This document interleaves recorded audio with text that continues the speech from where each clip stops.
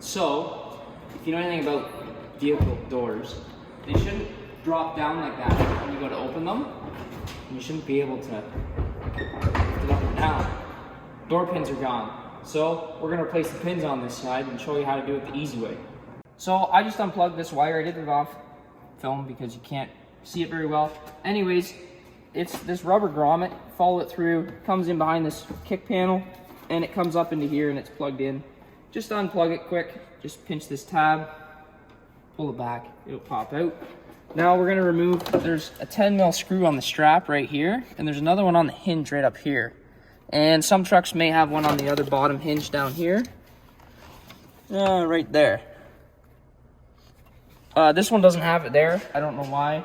We'll see if we can put one back in. If we can't put one back in, we won't. So I'm gonna pull those two 10mm out, and then we'll be ready to lift the door off. I'm gonna use my snap-on cordless 3/8 impact, my impact of choice for small jobs like this, and a 10mm snap-on impact wobble. And we're gonna buzz these out quick.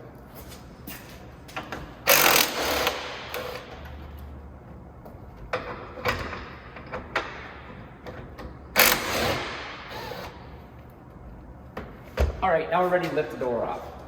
Okay, it'll just lift straight up and out. Ready? Just like that. Let's lay it on the inside. So we're going to use this DeWalt 20-volt grinder and just snip the bottom of these pins off, and they'll pop right out because they're so loose.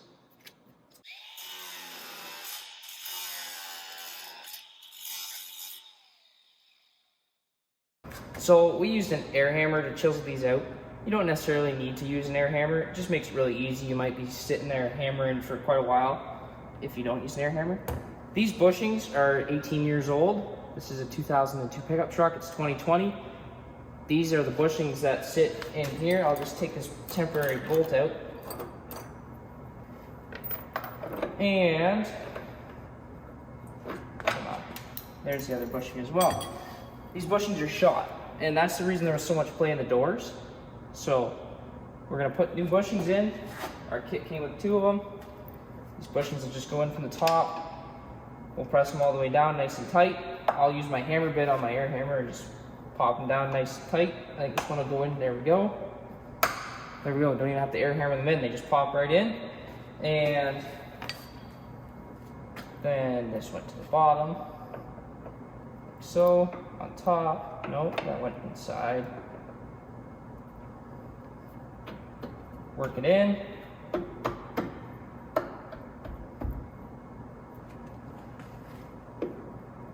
Like so.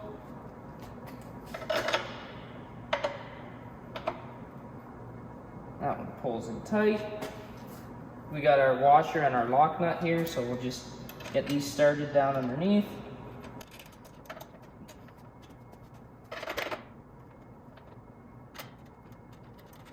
Now we don't want to mar these up, so what I'm going to do actually is get a wrench for this pin and for this nut, and we'll just tighten them up, and then we'll go ahead and do the bottom one the same.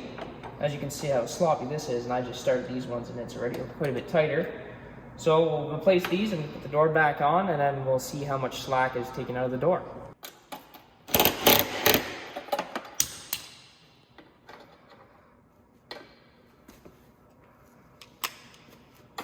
It's got a lock nut on it, so it doesn't need to be crazy tight, but it's supposed to be snug. Anyways.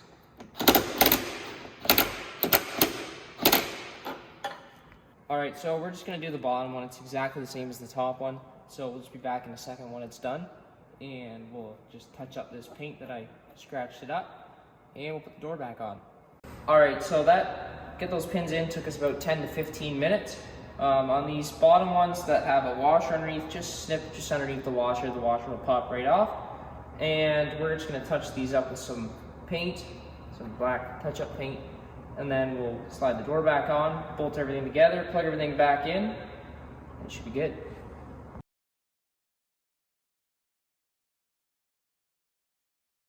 So all we did was replace the pins. We didn't realign the door, nothing. We just changed the pins, put the door back on the hinges, and look at this.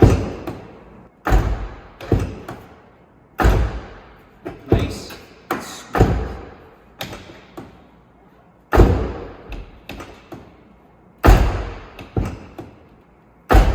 It's perfect.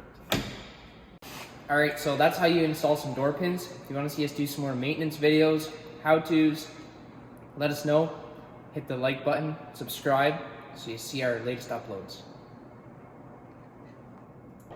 George Washington. Stay strapped or get clapped.